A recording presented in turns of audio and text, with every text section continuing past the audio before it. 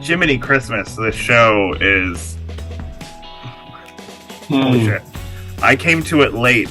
It was like halfway through the season, and then I started diving into it. And I am fortunate enough to have screeners, and I barreled through the whole thing. And I will say, I don't know why I feel compelled to admit this to you, but the day that I watched episode 4, I had made a pie. The pie was on the kitchen counter. And after the episode ended, I was like, I have to cover this and put it in the fridge. And I was out of tinfoil, and I've never been so uneasy around a roll of saran wrap. Like I was literally just like, just do it, just do it, just do it. It was really real.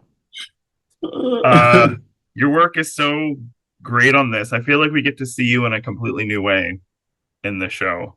Thank you, So Joe. thank you for taking the time to talk to me. Appreciate that. A line that stuck out to me very early on, I think it's actually in episode 1, where Cliff notices someone looking at him, and you tell Robbie, I don't like the way that guy is looking at me. And Robbie says back to you, something, something, he's looking through you like everybody else.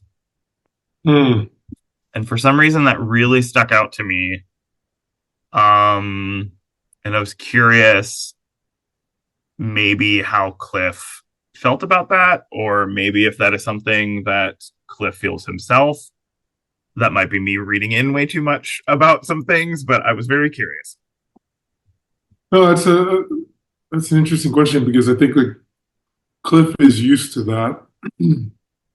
I think both Robbie and Cliff are used to people seeing right through them. Mm. I think the brilliant thing about Brad's writing is he makes the invisible visible. Mm-hmm. He brings people to the screen that typically uh, people overlook. And, we're a myriad of things. Every human being is so many human beings inside of oneself. And I think these characters are so richly layered and drawn. And they are the kind of guys that people would kind of look past, especially garbage men, people who do these essential jobs who we often take for granted. I thought it was a really interesting world for Brad to begin our story from these people. And I think it's great that that line resonated for you because I think it's emblematic of the show as a whole. Yeah.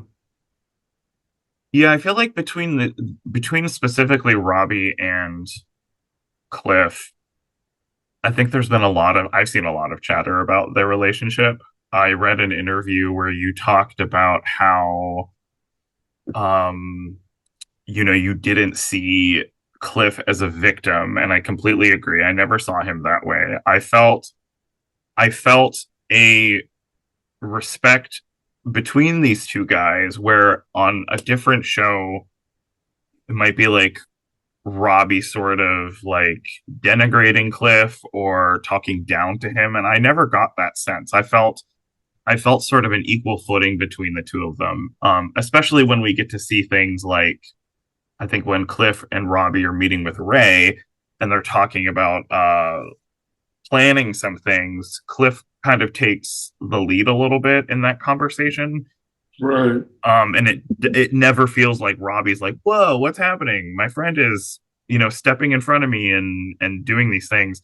But I did want to ask a little bit about the best way that I thought about it was control, or in terms of how maybe Cliff allows Robbie to kind of be a little bit more in the driver's seat, even though they are in the front seat together. I'm using really bad metaphors here, um, but I was curious about that. I think that's a really interesting dynamic that I felt the deep relationship between the two of them, but maybe you can tell me if Cliff allows Robbie to take a little bit more of a front facing role.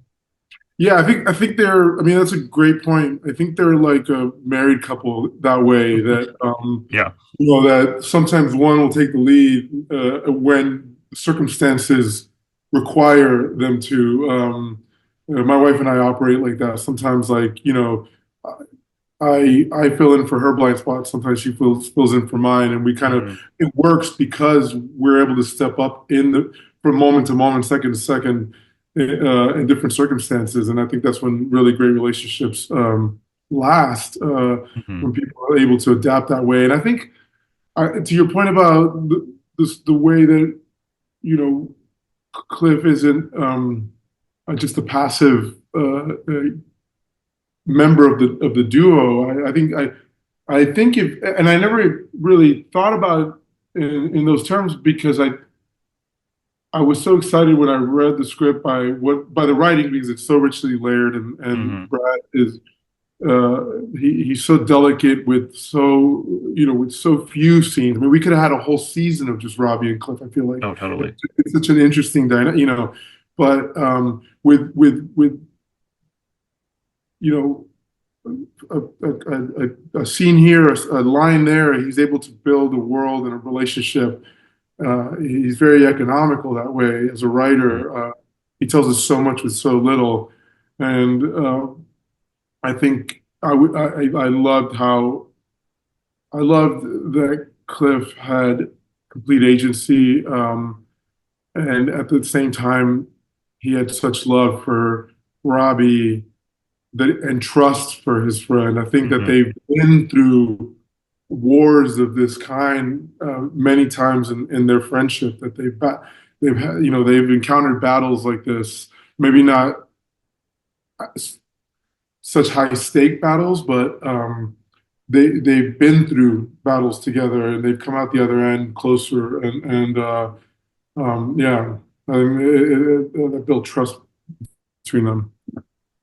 I think economical is a really great word for Brad's writing because with this and something like Mare, it's that kind of thing. It's going to sound cliche, but it's kind of like that thing when a viewer comes to the material and when you hear the dialogue, I love when something does not spell everything out for you.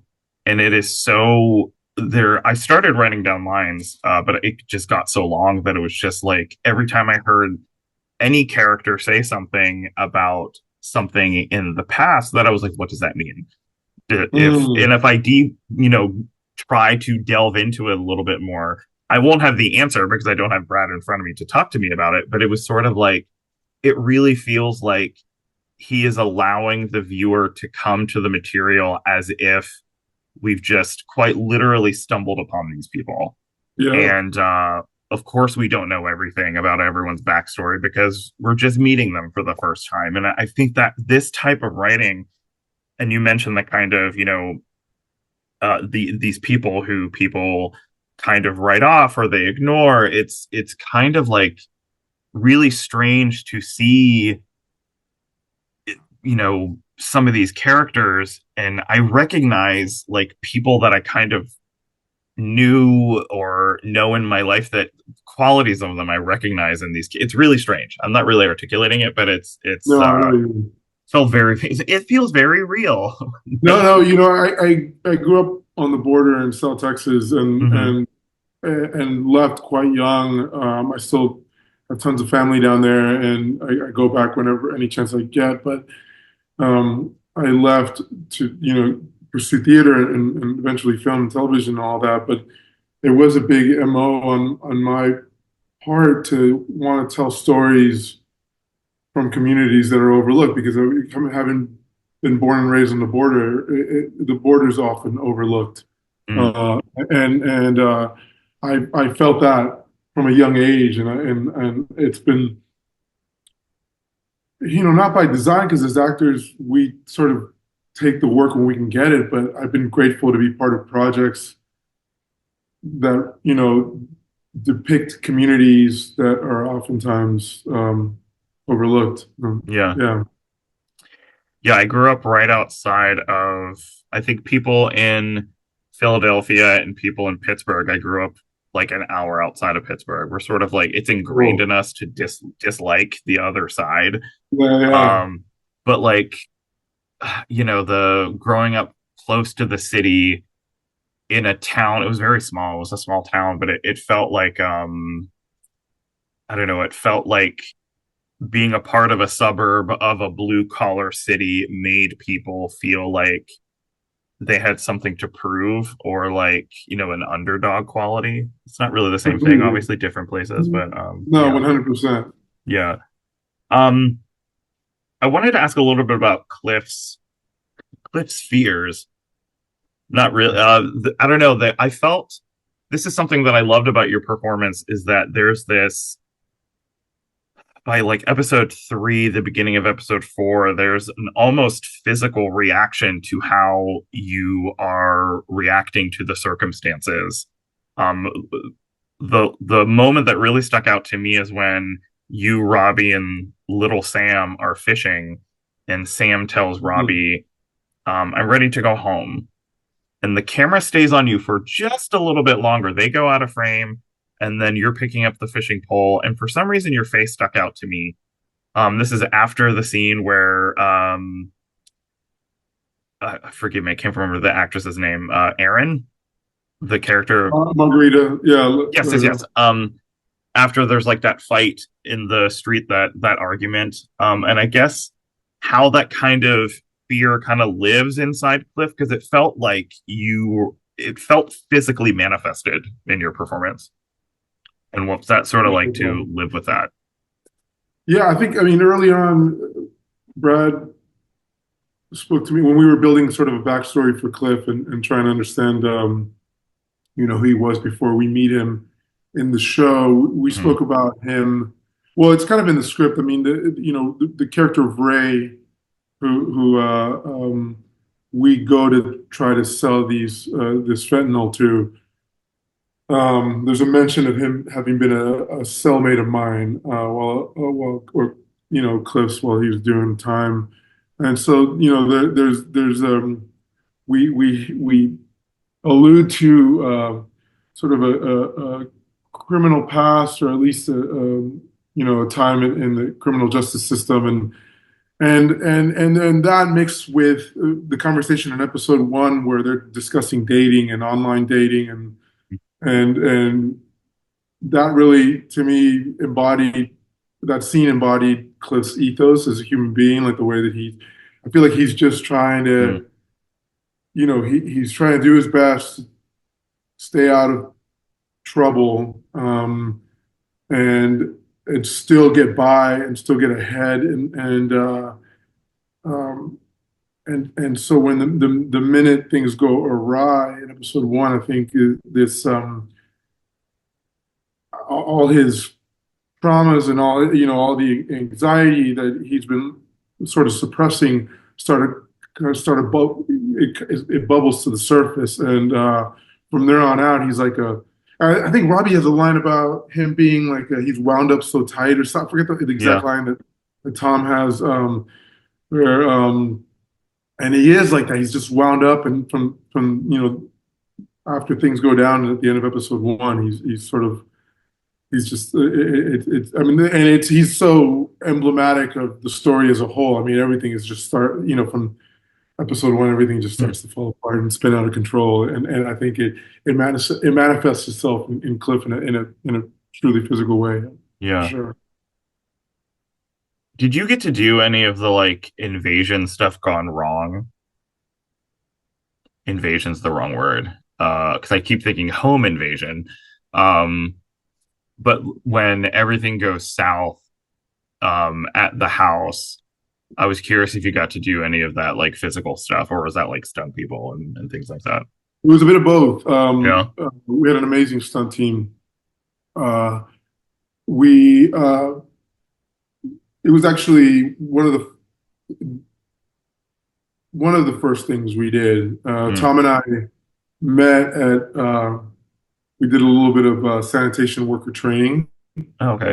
So we didn't, you needed a license to operate the truck, to drive it rather. But we were showed our way around we were shown our way around the truck Hmm. and sort of the physical life of the job. And then one of our second or third meetings was uh, uh, a, a choreography rehearsal, for lack of a Mm, better way to put it. It was a stunt rehearsal, but it was a choreography of the first home invasion, the one that goes well. yeah. Um, and that was a pretty complicated uh, sequence of stunts and acting Mm, and so all these cues and things that had to be lined up. So and we were all getting to know each other. We had just landed in Philly around that time, and we went in for the rehearsal for that. So that first one we got to rehearse quite a bit, and the second one we also rehearsed quite a bit. But certainly the masks help a lot with in terms of allowing the doubles to do huh. some of the lifting. Yeah, Yeah, I feel like the I've always been like when I was in theater school, I loved like combat stuff, like physical stuff that I, as a short, very unintimidating person, would never get to do. I always love that kind of physical stuff, especially in how it informs, performance and things. But then I kept thinking, I was like, yeah, man, you put like a little devil mask on top of it, and I feel like that probably gives a character both a lot of freedom, but then it gives the actor a little bit of like, okay, this is inhibiting another part of my performance that I feel like you have to work through. That's really totally. interesting. And it makes the shoot a lot more efficient. Mm, In terms of like um, timing and working through those moments in a quicker fashion to get everyone home and safe and all that. And yeah.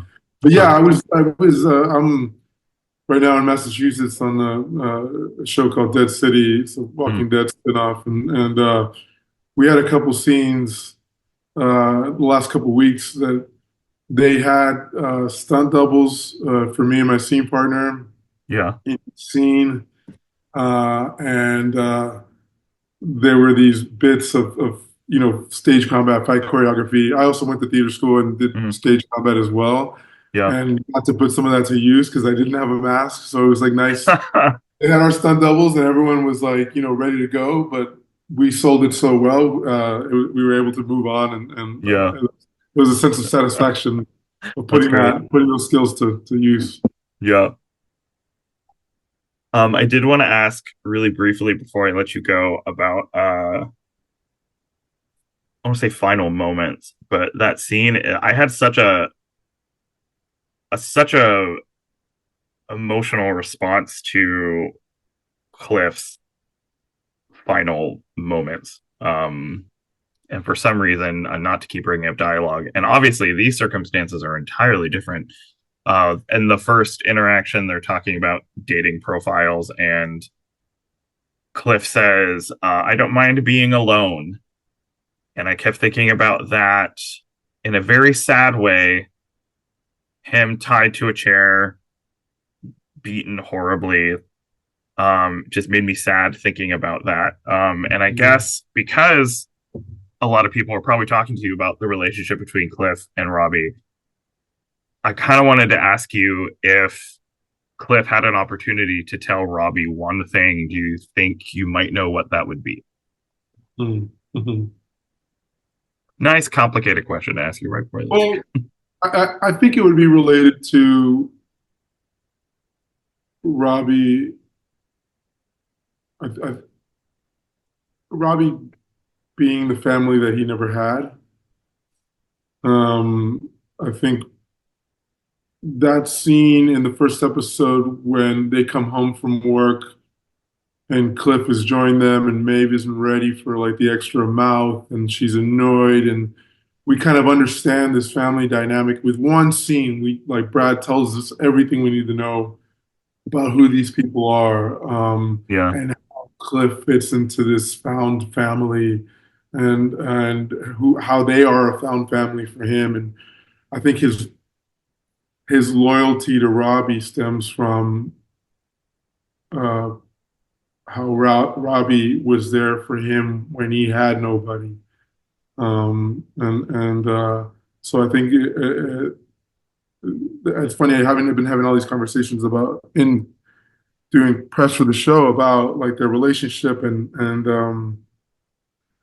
and it you sort of hit the ground running when you're working on a TV show or film in a lot of ways. I mean, we did a lot of preparation for this one, but you're kind of figuring it all out as you go. But Tom Pelphrey and I had a very easy dynamic from Oh yeah.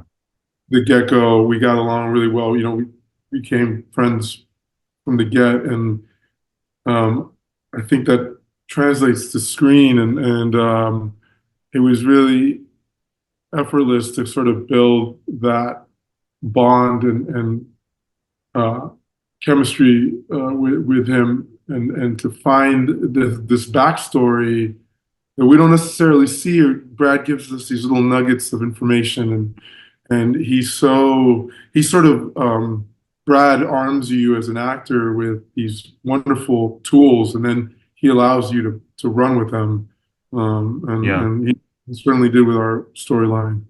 Um, Yeah, you and Tom have a really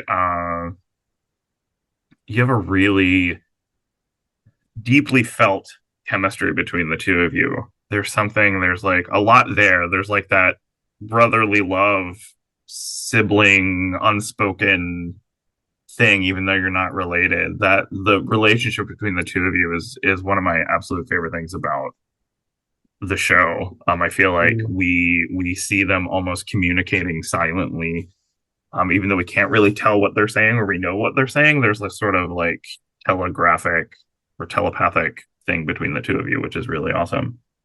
Um, well, thank you so much for your time. I'm a big fan of yours in general. I have to say, Hand That Rocks the Cradle, a lot of fun. That's one of my yes. the '92 version is like literally top three, top five, one of my favorite movies. And, Oh like, wow. and I was just like, what are they gonna do? And I saw that trailer and I was like, this cast is killer. And then I was like, how could they Yes. possibly live up to the original? And I was like, this is totally different. It's so good. It's a lot of Yeah, fun. shout out to Michelle Garza Cervera, the director. She's uber talented. I'm really Yeah. excited about it. It's her Yeah. first American movie, and like, Oh wow. yeah, she made another movie in Mexico called The Bone Lady. That's phenomenal. If you're into Oh, horror, you oh, gotta I watch want to The check Bone that out. Lady. Hell Yeah, yeah. it's beautiful. It's like it's art house horror, Okay. and I think she did a really phenomenal job with him in the Rest of Cradle. So I Yeah. appreciate that. Thank Yeah, you of so much. course. Yeah, fantastic work. Thank you so much for your time and have a good rest of Thank your day. you. Thank you. Thank All you. right. Take care. You too.